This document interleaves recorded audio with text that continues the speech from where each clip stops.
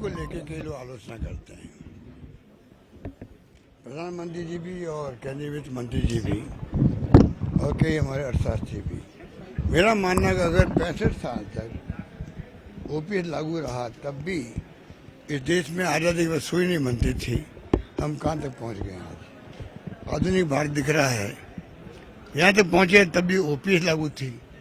अब भी हम चाहेंगे कर्मचारियों की सिक्योरिटी तो हो कि 35 साल के बाद में वो जब रिटायर हो तो शेयर मार्केट के भरोसे में नहीं रहे उनकी पेंशन पर। इतनी सी बात है। इसलिए हमने बड़ा फैसला किया है और भी ठेका प्रथा खत्म कर दी है। लोगों को बहुत उत्साह है। संविदा कर्मी है, उनको परमानेंट करने का प्रोसेस शुरू कर दिया है। तो जो मांगे होंगी कर्मचारियों की, वो जो नौकरी हम लगा रहे हैं हिंदुस्तान में किसी राज्य में नहीं लग रही है। करीब 3.5 लाख 4 लाख के आसपास नौकरी लग रही है। 1.5 लाख तो लग चुकी है। 50,000 एक महीने में लग जाएगी।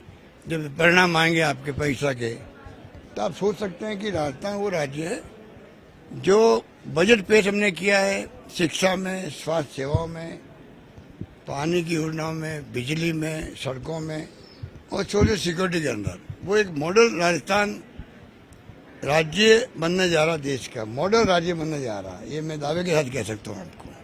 जिस तरीके से आप ओपीएस की बात कर रहे हैं, केंद्र सरकार मना कर रही है, मुख्यमंत्री मना कर रहे हैं, लेकिन आप लगातार कह रहे हैं ये हमारा अधिकार है। संविधान के अंतर्गत राज्य सरकारों का अधिकार है पेंशन देने का। वो क्या फॉर्मूला अडॉप्ट करे, कितनी पेंशन देवे, इसलिए हम लोग अधिकार के आधार पर हम दे रहे हैं। केंद्र सरकार से आप क्या मांग रहे हैं? मेरी मांग है कि मैं अभी जो मैंने कहा है सोशल सिक्योरिटी एक्ट लाओ। देश के अंदर एक मजदूर भी बिल्डिंग बनाता है, खाली मशीन से नहीं बनती है, मजदूरों की भूमिका होती है।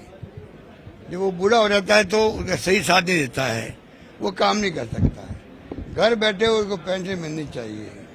अभी हम पेंशन दे रहे हैं राजस्थान में 1 करोड़ लोगों को लगभग हम पेंशन दे रहे हैं, बुजुर्गों को, विधवाओं को, एकल नारी को और साथ में निःशक्त जनों को। कोई राज्य 1,000 दे रहा है, कोई 1500 दे रहा है। ऐसा नहीं होना चाहिए। पूरे मुल्क में एक ही पेंशन हो, पार्लियामेंट में सोशल सिक्योरिटी एक्ट बने,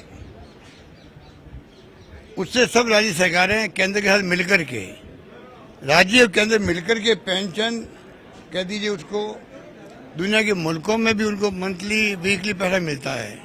वही सिस्टम देश में लागू होना चाहिए, मेरा मानना है। वक्त आ गया है। हम विश्व गुरु बनने की बातें करते हैं तो आप कम से कम एक परिवार की रक्षा तो करो। पहले उनकी आर्थिक स्थिति तो मजबूत करो कि वो जी सके। जीवन यापन करने का जो पैसा होता है उतना पैसा हर परिवार को मिलना चाहिए, ये मेरा मानना है। इसके लिए देश में पार्लियामेंट में कानून बनना चाहिए। बीजेपी नेता लगातार विरासतों और आंदोलन भी कर रहे हैं, उस पर दो कहना था, मैं क्या हमने कह दिया। मैं देखता हूँ कि वीरांगनाएं जो हैं और जो पुलवामा हो या बालाकोट हो या कारगिल हो, जो पैकेज हमने दिया है हिंदुस्तान में किसी सूबे में नहीं है। वो पैकेज मैंने दिया है उस जमाने में जब मैं लगभग 25 साल पहले मुख्यमंत्री था। तब जो पैकेज मैंने बनाया है उस जमाने में मैंने इंदिरा गांधी कैनाल में दे दिया जमीन को, हाउसिंग बोर्ड का मकान ऑफर कर दिया, 25 लाख ऑफर कर दिए, नौकरी ऑफर कर दी, स्कूल का नामांकन कर दिया, सब कुछ कर दिया उस वक्त में।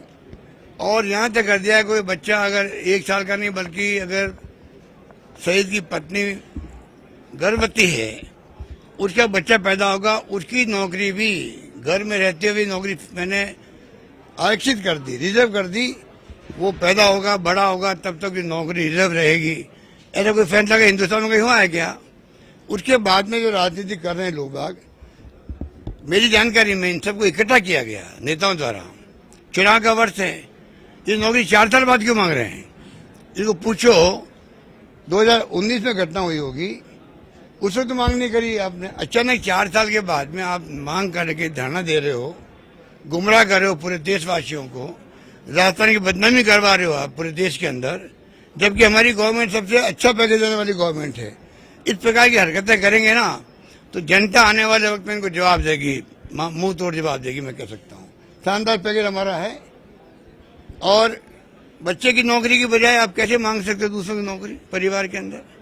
कल मुझसे मिली वीरांगनाएं, वो एक स्वर में बोल रही थी, साहब ये क्या मजाक बना रखा है, हम चाहेंगे हमारे बच्चों के खिलाफ किसी की नौकरी की बात नहीं हो। इसलिए मैं इतना ही कहना चाहूँगा, ऐसी हरकतें विपक्षी पार्टी को शोभा नहीं देती है। इनकी सरकार केंद्र में सत्ता में है, उसके बावजूद भी ये जिम्मेदारी के साथ में अपनी भूमिका अदा नहीं कर पा रहे हैं।